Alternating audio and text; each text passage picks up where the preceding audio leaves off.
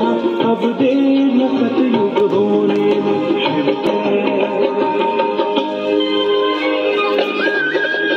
आध्यात्मिक प्रेमी भावसर निवासी मोर अति प्रिय भाई और भौणी परमात्मा आम समस्तंकर पिता शिव जहाँ को आपण निराकार रूपरे शिवलिंग रूपरे पूजा अर्चना करुछंती बेलपत्र गगेश मंदार अरख दुदुरा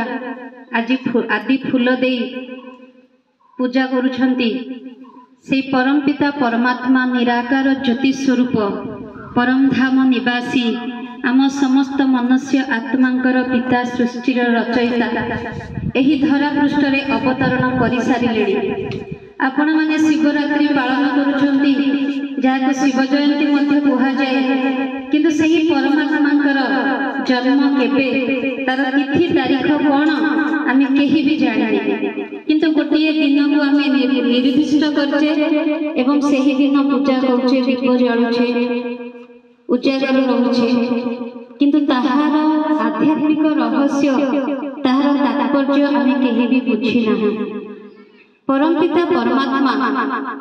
शिव पुराण में लिखा अच्छी जे से दिन परमात्मा एही धरा पृष्ठ रे अवतरण करथिले विष्णु एवं शंकर सामना रे तेणु प्रथम थर एही धरा पृष्ठ रे अवतरण करथिले बोली एक प्रकार जन्म ही हैला तेणु ताहाकु शिव जयंती मध्य कहा जाए किंतु निराकार परमात्मा कहार से कौनसी माँ गर्भरे आसंती नहीं जेहेतु सी अजन्मा अभोक्ता से केवल एक साकार माध्यम प्रजापिता ब्रह्मा को साकार माध्यम रे धरा पृष्ठ रे दिव्य अवतरण कले सेही दिव्य अवतरण को आमे समस्ते शिव जयंती बा शिवरात्रि बोली कहूछु तो सही जो परमात्मा धरा पृष्ठ रे अवतरण कर सारे आज को प्राय 89 वर्ष है ए धरा पृष्ठ रे अवतरण कर सारी ताहले से करुछंती कौन ना यही धरा पृष्ठ रे अवतरण करी ए जो कलिजुगी नरक दुनिया घोर अंधकार समय यही घोर अंधकार समय को परिवर्तन करी नूतन दुनिया सत्य युग जोड़ा को आमे स्वर्ग बोली कहूचे देवता दुनिया बोली कहूचे पाराडाइज आदि आदि नाम रे नामित करुचे सही प्रकार एक सुंदर दुनिया जोठी घरे घरे ताला चाबी पड़ू नथिबो जोठी सदा बसंत ऋतु होइथिबो सेही प्रकार एक सुंदर दुनिया स्थापन करुछंती जोठी आमे समस्ते सेठी को जिबा एवं समस्ते मनुष्यरु देवता होई देवता रूप रे आमे उपभोग करिबा जोठी की घीर नदी क्षीर नदी बहुथिबो एई प्रकार सुंदर दुनिया जो दुनिया आमे आज पर्यंत कहूचे स्वर्गीय सुख स्वर्गीय आनंद से दुनिया आनिबा पई बा से दुनिया स्थापन करिबा पई परमात्मा ब्रह्मा को माध्यम रे बीज वपन करुछंती तेणु आमे समस्ते आपण समस्त को ईश्वरीय निमंत्रण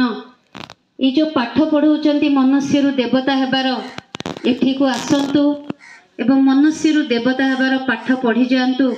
जहाँकि स्वयं परमपिता परमात्मा प्रजापिता ब्रह्मा कुमारी ईश्वरीय विश्वविद्यालय स्थापन करिछंती केवल आम समस्त को मनुष्य रु देवता हेबार पाठ पढ़ाया पाई मन रखंतु एबे नुहे तो केबे नुहे जदि आज आमे हाथ छड़ा करदेबा ताले आउ कम समय संगम जुग ए समय चली जीवो आमको जो दुख अशांति दुनिया से दुख अशांति दुनिया रे पुणी जन्म हेबाकू पड़िबो कारण मुख्य कहार मध्य नाही ए सृष्टि नाटक भितरे आम समस्त को अभिनय करिवार अछि आमे अभिनय करिबा किंतु मुख्य कहार मध्य नाही तेणु आसंतु समस्ते आजिर एही शिव पताका तले आमे ब्रह्मा कुमार भाई और भौणी माने किछि शपथ करी